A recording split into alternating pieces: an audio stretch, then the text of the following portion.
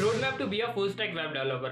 Basically सबसे पहले हम समझ लेते हैं कि एक वेब डेवलपर क्या होता है। एक वेब डेवलपर हमारा वो पर्सन होता है जो कि वेब एप्लीकेशंस या वेबसाइट वगैरह को डिजाइन और उसको डेवलप करता है। एक फुल स्टैक डेवलपर क्या होता है। बेसिकली सबसे पहले हम देख लेते हैं जो वेब डेवलपर होता है उसके हमारे अलग अलग डोमेन्स आ जाते हैं। एक हमारा फ्रंट एंड डेवलपर होता है, एक हमारा बैक एंड डेवलपर होता है, एक हमारा डेटाबेस डेवलपर होता है। जो इन तीनों चीज़ों का कॉम्बिनेशन होता है उसको हम फुल स्टैक डेवलपर बोलते हैं। फ्रंट एंड डेवलपर का काम क्या होता है, जो भी यूजर हमारी वेबसाइट या वेब ऐप से इंटरेक्ट करता है, जो उसको आगे का चीज़ जो दिखती है, जिसके ऊपर वो उसको बटन्स दिखते हैं, पैराग्राफ दिखता है, इमेज दिखती है, चीज़ें एनिमेट होती हुई दिखती हैं, वो सारा चीज़ हमारा फ्रंट एंड सेक्शन के अंदर आता है। जब यूजर उनके ऊपर क्लिक करता है, बैक एंड में जो हमको ऑपरेशन करने होते हैं, फॉर एग्जाम्पल अगर आप IRCTC की वेबसाइट पे जाते हो, वहां पे आप करते हो कि आपको ये वाली ट्रेन वगैरह चीज़ें जो है बुक करनी है। जैसे ही आपने बुक बटन पे क्लिक किया तो पीछे जितनी भी चीज़ें होनी चाहिए आपकी टिकट को बुक करने के लिए, वो सारा काम संभालता है हमारा बैक एंड डेवलपर। और इन दोनों ही फ्रंट एंड और बैक एंड को इंटरेक्ट करने के लिए जितना भी डेटा की जरूरत पड़ती है, चाहे उसको डेटा को शो करना है या डेटा को स्टोर करना है या डेटा को डिलीट करना है, जितनी भी सारी चीज़ें होती हैं, ये सारा हमारा स्टोर कहाँ होता है, डेटाबेस के अंदर। ठीक है, तो एक फ्रंट एंड डेवलपर जो होता है वो हमारा फ्रंट एंड वाले सेक्शन के अंदर माहिर होता है। एक बैक एंड डेवलपर जो होता है वो बैक एंड वाले के माहिर होता है। और जो हमारा डेटाबेस होता है वो डेटाबेस में माहिर होता है।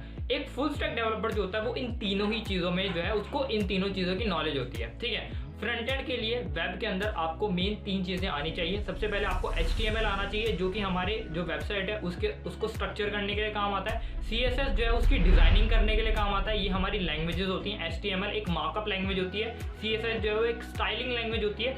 और जो हमने अपनी वेबसाइट को स्ट्रक्चर कर लिया, उसको स्टाइल कर लिया, अब हमको मेन उसके अंदर इंटरेक्टिवनेस लानी है कि यूजर इस बटन पे क्लिक करे, यहाँ पे होवर करे, तो ये चीज़ें होनी चाहिए। वो सारी करने के लिए हम जावास्क्रिप्ट का यूज़ करते हैं, जो कि हमारी एक प्रोग्रामिंग लैंग्वेज होती है। ठीक है, अब जी हमारा जब फ्रंट एंड सेक्शन कंप्लीट हो जाता है तो उसके बाद आपके पास चॉइस होती है कि आप किसी भी एक लाइब्रेरी या फ्रेमवर्क को लर्न करो फ्रंट एंड के लिए। आज के टाइम में हमारे पास 2020 या 2021 के अंदर काफ़ी सारे अलग अलग फ्रेमवर्क्स या लाइब्रेरीज अवेलेबल है जावास्क्रिप्ट की, जिसके अंदर हमारा रिएक्ट आता है, व्यू आता है, एंगुलर आता है। ये अलग अलग हमारे पास लाइब्रेरीज या फ्रेमवर्क अवेलेबल होती हैं, जो कि जावास्क्रिप्ट की लाइब्रेरी या फ्रेमवर्क होती है, जिसका यूज़ करके आप इजीली अपने फ्रंट एंड वेब डेवलपमेंट के जर्नी को काफ़ी इजीली पार कर सकते हो। उसके बाद आपको चीज़ें सीखनी होती हैं कि आप अपने कोड को मैनेजमेंट कैसे करते हो। आपको वर्जन कंट्रोल्स, गिटहब, गिटलैब वगैरह के बारे में सीखना पड़ता है, ताकि आप जब बड़े स्केल पे जाओ या अपने प्रोजेक्ट वगैरह को डेवलप करो तो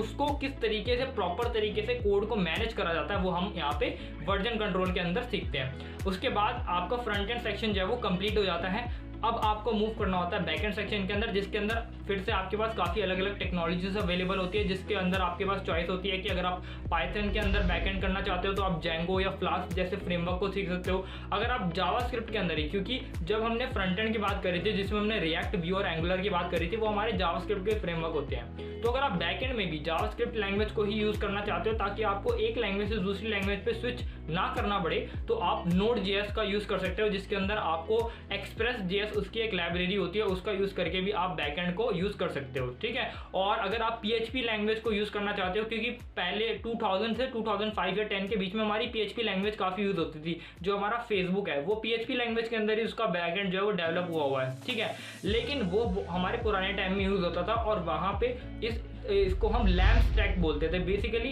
किसी भी वेब डेवलपमेंट, किसी भी आप टेक्नोलॉजीज़ को अगर यूज़ कर रहे हो, जो भी अलग अलग टेक्नोलॉजीज़ के सेट को यूज़ करके आप किसी एप्लीकेशन को डेवलप कर रहे हो, तो उसको हम स्टैक बोलते हैं। पुराने ज़माने में हमारे लैम्प स्टैक यूज़ होते थे, Linux, Apache, MySQL and PHP, इन सब का कॉम्बिनेशन मिलके एक वेब एप्लीकेशन डेवलप होती थी।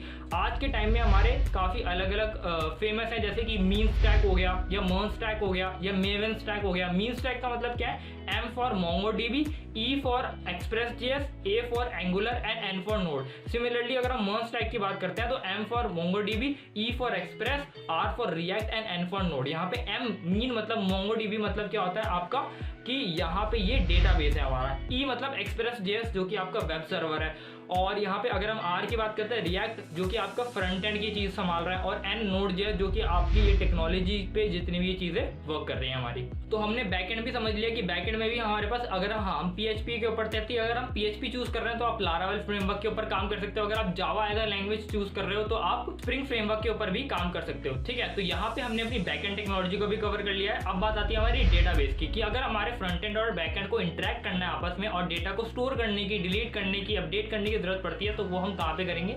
यहाँ पे भी आपके पास दो चॉइस आ जाती है, या तो आप सीक्वल डेटाबेस को यूज कर सकते हो या तो नो सीक्वल। अब सीक्वल क्या है, बेसिकली जिसके अंदर हम पुराने रिलेशनल डेटाबेस जहाँ पे हम यूज होते थे। रिलेशनल डेटाबेस क्या होते हैं हमारे, जो कि टेबल्स को यूज करते हैं डेटा को स्टोर करने के लिए।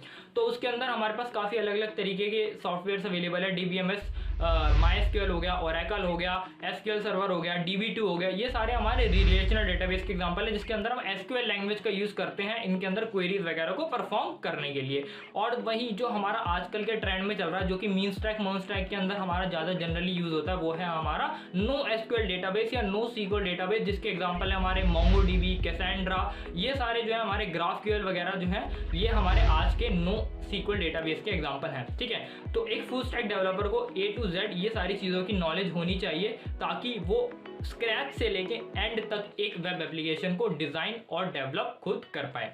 आज की वीडियो के लिए इतना ही रखते हैं। अगर आपको वीडियो पसंद आती है तो लाइक, शेयर एंड सब्सक्राइब जरूर करना।